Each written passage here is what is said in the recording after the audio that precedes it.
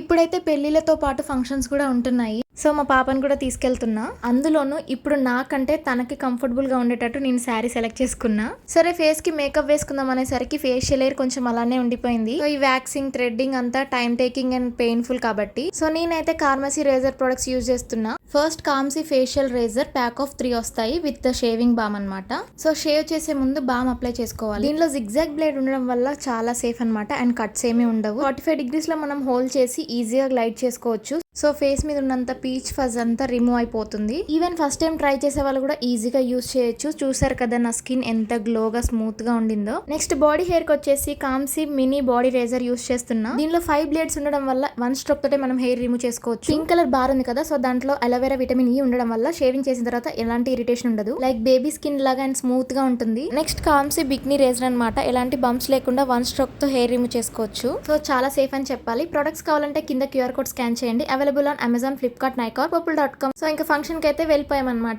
Bye.